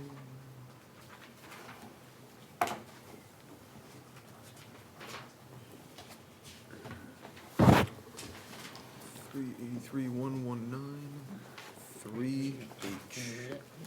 There shall be no more than one driveway connection from any lot to any street, except that separate entrance and exit driveways may be provided where necessary to safeguard against hazards and to avoid congestion and additional driveway connections, particularly for but not limited to large tracts and uses of extensive scope, if traffic flow in the street will be facilitated by the additional connection. Driveways shall not exceed 30 feet in width at the street line, or such lesser width as will be sufficient to accommodate the traffic to be generated, unless a greater width is required by the Orange Police Commission or by the state of Connecticut. And just from the legally defensible standpoint, because it's pre-existing, Yeah. I don't know if that's legally defensible. It's a change of use and a special permit, and it's a different traffic generator. I understand that, I just. Oh, no, well, I this just put it out whole, there. this whole application's winding up in court, and that. I will get understand that, decided. I just Okay. put it out I mean, there. isn't this the opportunity to conform? I just put it, it's Yeah, there. You can't, The applicant said that they would just turnkey this operation. yeah, and then I would say that you're creating a nuisance. So, with So- respect to what conditions you're going to Yeah. pass or not, it would depend on what you're going to do or not. What criteria you? So I would say that you're gonna, that under the special considerations, if that entrance is still open, you're not gonna, But operate in a manner, they'd have to operate in a manner to prevent a nuisance. But your motion is to close that. My motion would be to close it, yeah. So for purposes of advancement, your motion was to close Yeah, but he wants to make findings, and I'm saying the findings change depending Yeah, on you're what right, the you're motion. That's legitimate, yeah. Right. Okay, It's legit. well, that's, But that wasn't your motion. No, I No. interrupted him. He was Yeah. making his motion. This record is really going to be interesting to read. So I just want to make the record clear, so maybe you can start your motion over, so that this record is clear. I would endeavor. All right, so, yeah. The guy who voted against it gets to do this, right? All right. I would like to make a motion to approve the application for special permit and use and site plan application submitted by Southern Connecticut Wellness and Healing LLC for property known as 175 Boston Post Road to open a cannabis establishment with drive-through service window and adaptive reuse of a previously developed site, subject to the following site plan modifications and conditions. Site plan modification, close the rear access drive from the rear parking area to Lindy Street. Modify the site plan to provide a new access drive on the site from the rear parking area and drive-through to the front parking area in order to to exit the site, subject to the following conditions.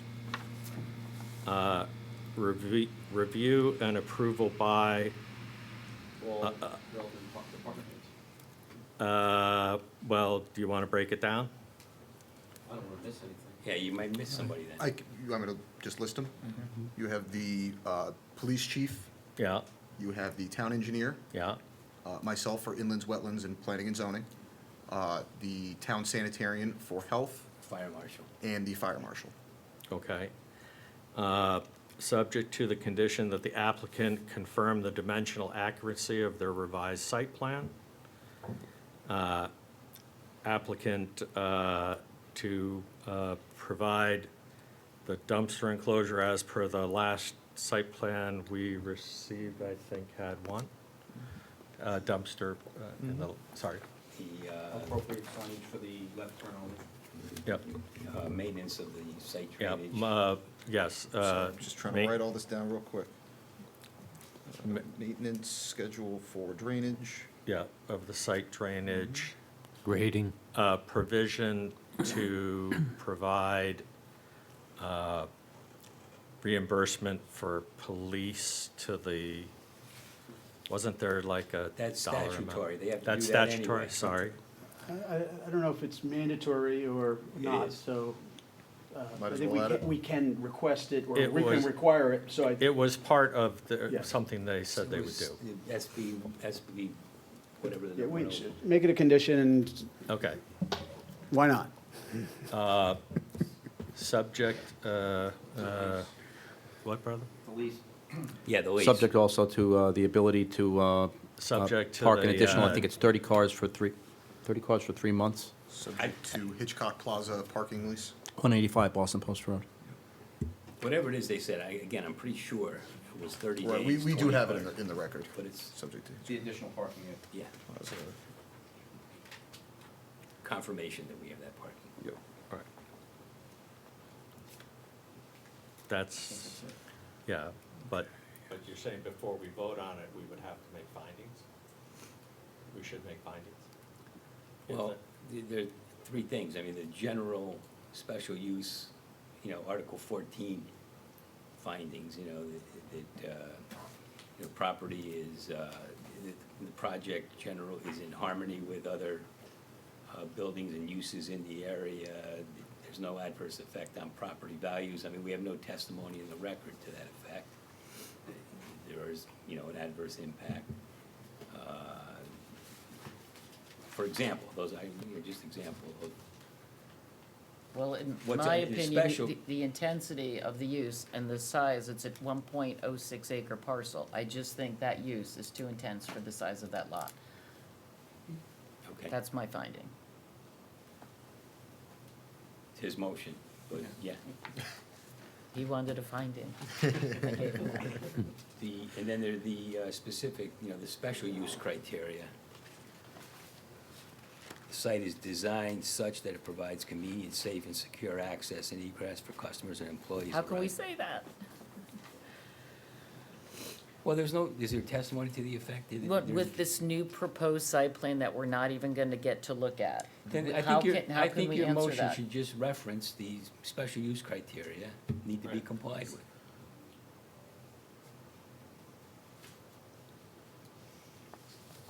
I think that it's part of the fight, I mean, it's part of the motion, you've got to say that we're finding that to be true.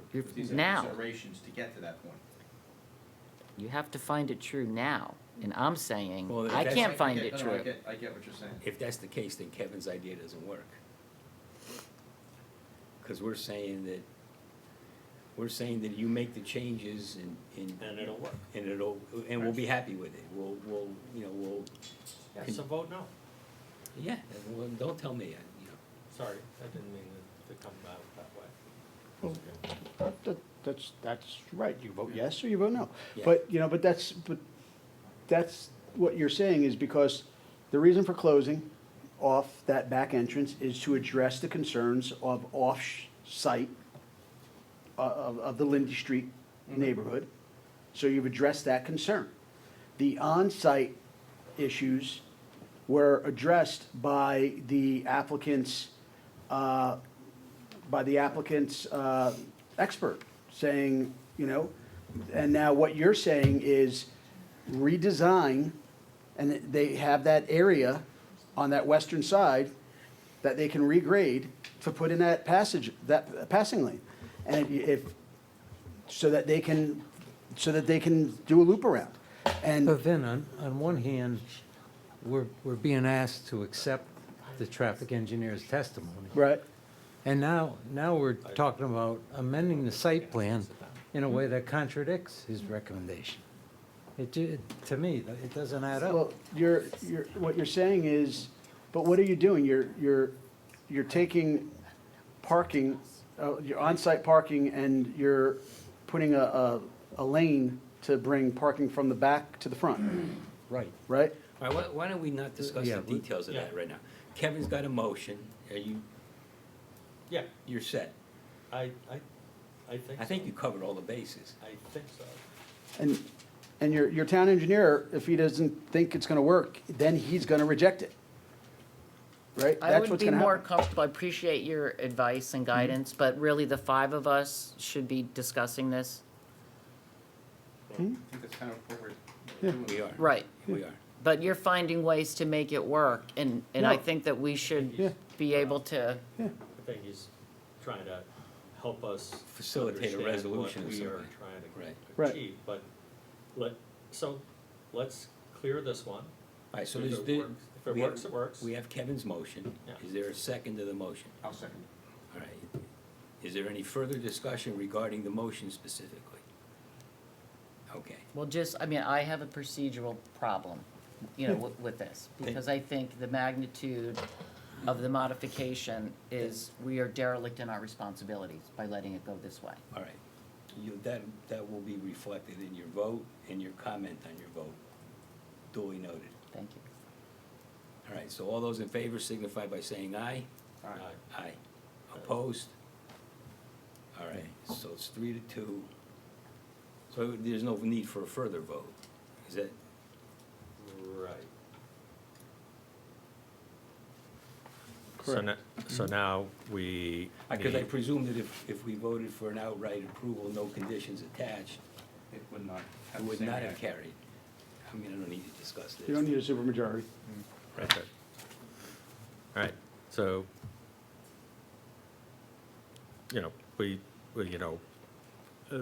the town engineer has seen a concept, the fire marshal's seen a concept. Now, their engineer wants it to work for their applicant, so I think, I understand that this is a lot. But the ball's In their in court. the applicant's court. Yeah, And eventually back in the department head's court. 'cause And they- if it doesn't work, it'll be back here. Exactly, Right, but it doesn't have to. no. All right, so that's, I don't think there's anything else we need to do at this point. I mean, you have to write up a memo to the applicant. Right. I think. Did you get everything? Yeah. I did, and this will be on, we can look back and obviously we listened to everything Kevin said. I do have most of it. Maybe you and I can work hand in hand on that, make sure we don't miss anything. Okay. All right, so you're gonna write to the applicant the approval subject to the conditions. Certificate of You're gonna approval work with following Vinnie- work these with Vinnie conditions. on Correct. Getting that in proper Absolutely. form. Yep. All right, I think that concludes this matter. I think so. All right, good. All right, does anybody need to take 5 minutes, or, all right, 5 minutes, yeah. Welcome back. We have one final item on the agenda this evening. Item number 7 is an application for special permit and use and site plan application submitted by Solly Engineering LLC. This is for 88 Marsh Hill Road. This matter, as you recall, I have a conflict of interest on, so I'm gonna have to recuse myself and turn the program over to Vice Chairman Smith. Okay, is And the, she'll take This is, it. the public hearing's already open Yep. and everything, so, so it's a continuation from our public hearing, correct. and I think it was about 12:15 a.m. last time you were here. You were kind enough to let us go I home. wasn't lucky. I was not here. Okay, that's, see, they didn't even come back. That's how unpleasant it was. So if you're ready to proceed with your application? Sure. For the record, Madam Chairman, or Vice Chairman, and members of the board, my name is Luke Morrow. I am a senior project manager with Solely Engineering. Office is at 501 Main Street in Monroe, Connecticut. I'm also a professional engineer in the state of Connecticut and a professional traffic operations engineer. Before I begin and go through some of the outstanding items, I believe everyone received digital copies of what's coming around. But just for your records, we have our final response to the WSP peer review comments, as well as WSP's final sign-off letter, which we received on December 15th. So the matter of closing out the police commission comments will come next Monday, the 9th, January 9th. However, I do not want to speak on behalf of WSP, but in my professional opinion, it appears that we've addressed their comments and concerns, and they've given us basically a letter of sign-off saying they were in agreement with our traffic study and our supplemental You information. said they did give you a letter? Yes, there should It's be, it's one of the ones that you just. the one December in your 15th? hand, yep, that's their. Correct, yes. Yep, that's their final sign-off letter. Good. So, and they're, I'm told from Bob Britton that they're prepared to speak to the police commission at Monday's hearing to discuss any. So whatever we further do tonight, is this something that's going to hold over to the I commission? think we're looking to close the public hearing tonight. Tonight? We'll get Yeah. all of our updates.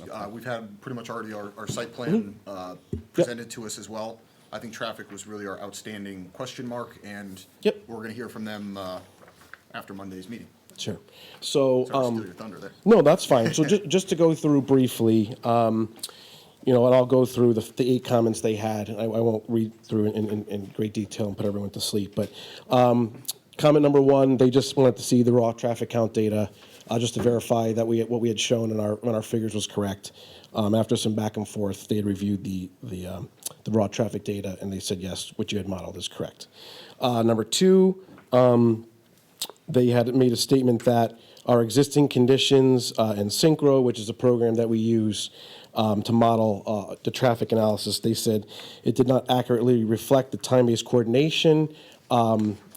Basically, what they're saying is those signals are coordinated, however, our existing analysis didn't take that into account. Our argument was, well, there's really no interconnect. There's no wire that connects those signals together. They were put into operation 30, 40 years ago, whatever. It's most likely, and Bob Britton, tended to agree, it's likely that they're not in a coordinated pattern at this point. And when we made that argument back, WSP is like, okay, we agree with that. That's probably likely that it's not accurate operating as it was meant to, as originally designed. Number 3, the applicant should thoroughly evaluate potential queuing impacts. So we had gone back and forth, provided them with some additional analysis. Not only do we use highway capacity analysis, which is basically just calculations, kind of an output from all the parameters we input, but we also went through a simulation modeling, which the sim traffic portion of Synchro is available to do. And when we ran the simulations 10 times, we also got a similar result, which basically showed there is adequate spacing between the intersection at the exit 41 northbound off-ramp and our site driveway and the driveway to Southern Connecticut Gas. There's adequate spacing between those so that the queue spillback would not affect operations along the corridor once we were to, design a new traffic signal and coordinate them all together along the corridor. So there's some sort of radio module that can get hooked up to the existing signals? There's various ways to do it. There's radio. There is video camera detection. Loop detectors are kind of outdated. There's loop detectors, and there's many different ways the intersections can also coordinate with each other. Because the two highway ramps are under state jurisdiction, the state will have the end say on the most efficient way to integrate those intersections between each other. So radio was one option that was discussed, but the state of Connecticut will evaluate and make the final say on what the specific means of coordination between those intersections would be. They will be coordinated. Correct. They don't have the right to say no, is what you're saying. There'll be some methodology. There'll be some method of coordination. They'll tell you how. They'll tell us how, and in all honesty, the state generally doesn't get involved in the detailed design until it's approved through planning and zoning. They want to make sure it's a real project before they start, spending resources on it. But they did provide some preliminary comments stating they were confident there would be some way to coordinate the intersections and then have the third-party peer review it, which they had, had completed. Review comment number 4, kind of in play with number 3, is that they concur that a traffic signal is warranted at the driveway. The volumes are high enough, and for safety reasons, there should be a signal installed at our site driveway. Comment number 5. With regard to that, is that up to the state DOT to make the final determination? What if they deny it? It's actually not, because believe it or not, Marshall Road is not a state road, even though it's 3 or 4 lanes in each direction. As I understand it, generally, it would fall back on legal traffic authority, which in your case is the police commission, and the traffic authority. So I believe They could require it. yes, so they would make the end decision.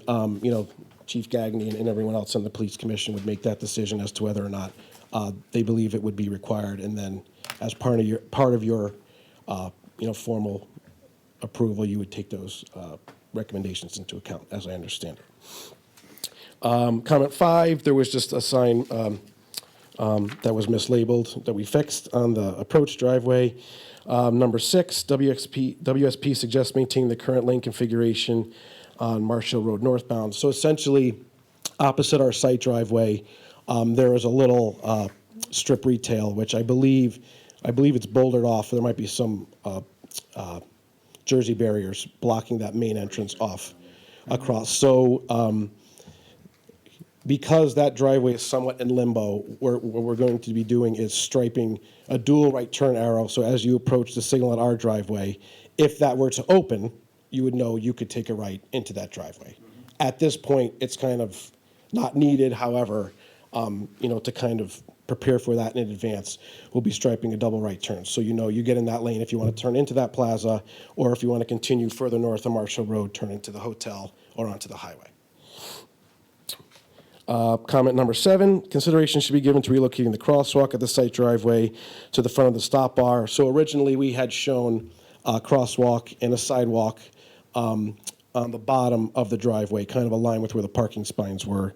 And their comment made a lot of sense. So what we've done is we moved the crosswalk and we're proposing 2 curb ramps basically along the street frontage there, so that the pedestrian crossings would occur in advance of the stop bar, so that there wouldn't be any pedestrian and vehicular conflicts, at the site driveway there. And then comment 8, the site plans to clearly depict driveway queuing operations. So there was some back and forth on, I think they were a little bit confused. They thought there might be some internal queuing that would spill back onto Marsh Hill Road. And basically, we provided them with some additional information that showed there is adequate queuing on site to accommodate approximately 220 feet, which is 9 cars, as you go from the stop bar all the way back to where the electric vehicle showroom would be. And we don't expect more than 5 or 6 cars generally at the busiest times. So those kind of highlight the 8 general comments that were brought up and kind of discussed back and forth. And we eventually got our sign off, which we'll be discussing with Traffic Authority next week. Is there any questions on those? And then I know there was a few other questions and concerns brought up at the last meeting in regards to the site plan we could also talk through. But if you want to do traffic first, we can certainly do that. What is the wish of the commission? Stay with traffic?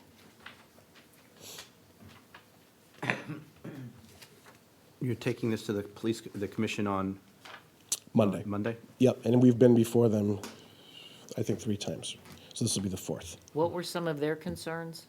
Their concerns were basically, the major concern was the proximity of putting a third signal between the 2 signals at SCG and the exit 41 exit ramp. So many, so close. Correct. And through, some comments received from the state and then the peer review, the solution would be putting a robust form of a coordinating system so that we call it a green band. So basically, the light turns green at SCG driveway and it turns green up the corridor so you can make sure all the cars get through and they don't, stack in between. Okay, so it might be the recommendation not to signalize the entrance. I don't want to speak on their behalf, but in my opinion, I would believe that they would recommend that.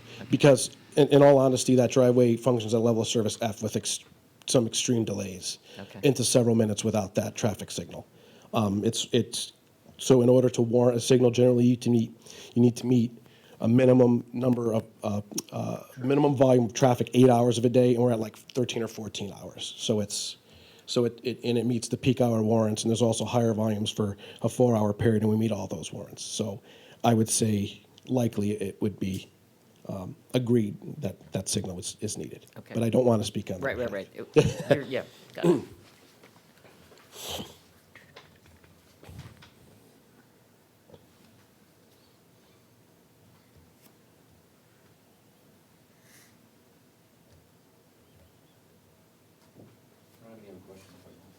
Okay, Okay. not for traffic, okay. Okay. And then, if my notes serve me correctly, I believe I jotted down four other items that were brought up before we called it quits back in October. One was to verify the reg section that permitted drive-through facilities. And we found that it was somewhat hidden, but it's in the definition of the community travel center, which is section 383.14. It's a retail establishment with more than 5,000 square feet, but less than 9,000 square feet of gross floor area, providing the sale of gasoline, convenience goods, and food and beverage prepared on site for carryout or on premises consumption. A community travel center shall provide indoor and outdoor dining/seating areas and electric vehicle charging stations. A community travel center may also include a drive-through and other outdoor amenities. So we just wanted to state that for the record. And then there was a question about whether the monument sign was in conformance with the regulations. I believe the regulations just state that the monument sign or a detached sign needs to be not located within the front yard setback, and ours is located about 10 feet or so beyond that. So we are in compliance with the placement of the monument sign. There was a question or concern about outdoor seating requirement, or more of a recommendation that states 10% of the inside, 10% of the outdoor seating area shall not exceed 10% of, I believe it was understood that it was the indoor seating capacity. However, our interpretation in the reg as stated, it's 383-121 .1.I believe, if I get that right. Outdoor area is intended for seated patrons. The total number of patrons in the outdoor seating area shall not exceed 10% of the maximum capacity for any food establishment. So based on our interpretation, it's not directly reflective of the number of indoor seats, but based on the actual capacity of the building itself. Obviously, that's up to an interpretation. In our mind, that would be We don't something. want to interpret. Okay.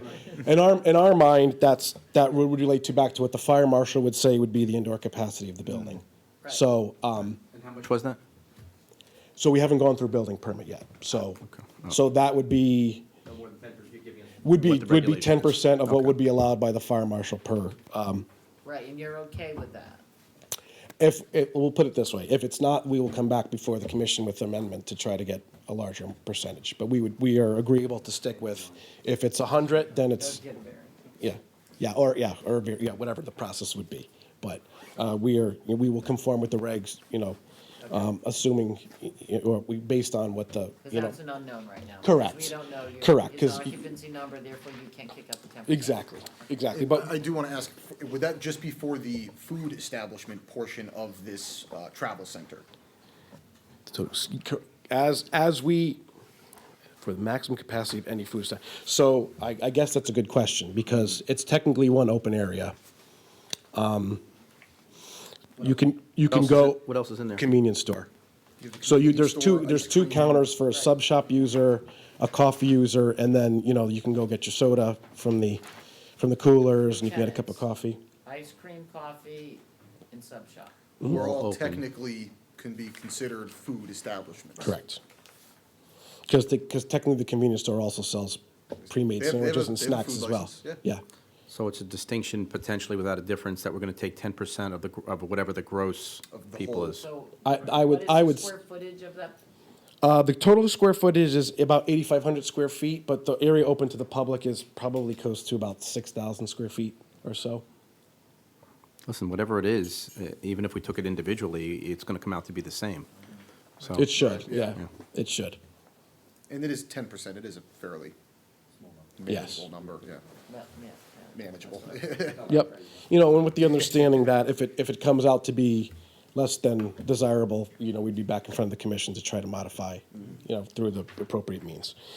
And then, I think one of the last questions was, what was the square footage of the coffee tenant? The combined square footage of what's not patron area of the coffee and the sandwich tenant was about 1,800 square feet total. That's area that's not open to the public. So that's prep area. They also share the drive-through window. So you can't really break them up separately, but combined, they share about 1,800 square feet. Those were the things that I jotted down from the last meeting. I'm more than happy to answer any other questions or comments.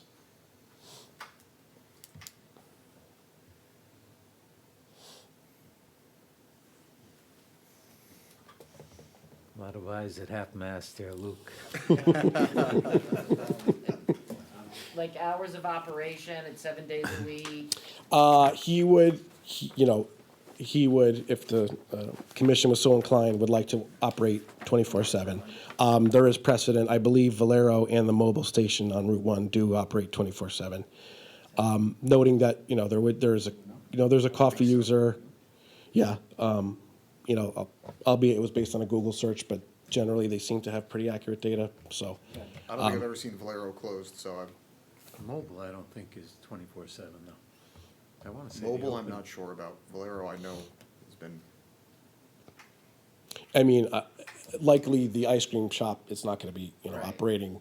The coffee shop, most likely, I would say probably would, I don't know about the sandwich shop or so, but the convenience store, to buy, obviously, if you're going to sell gas, you need to have an attendant there. I don't believe they're going to charge at first for EV charging, but if you need to charge up your vehicle and you want it to pay, there needs to be an attendant there for the EV charging as well. So that would be his. How about the EV showroom product? What might be their hours? Not 24/7. I would venture, I don't know I don't know the specifics, but I would guess it'd be a standard car dealership, probably 8 to 5 or something to that effect. Nothing outside of any, I don't know if there's any requirement in the code for hours of operation for something to that effect, but it would be normal business hours. And it's not in a residential district. so No, there's- no, it's right near the highway, so there's a lot of Right. ambient noise, there's a lot of ambient light Yep. all over there.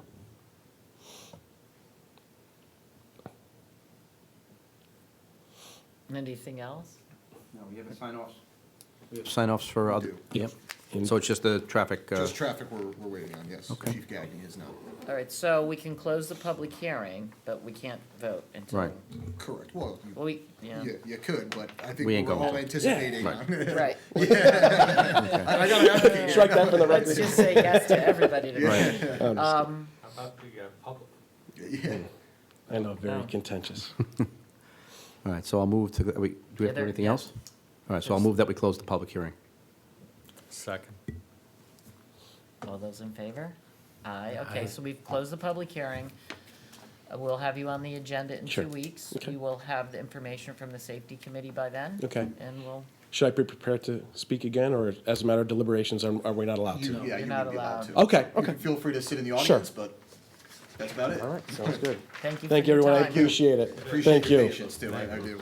Thank you. No, I appreciate Move that what we- you all do. I know can be difficult at times, so thank you very much. You looking for a motion? Yes, why don't we? Move to adjourn. Yay. Second. Okay, all those in favor? Aye. Thank you, everyone.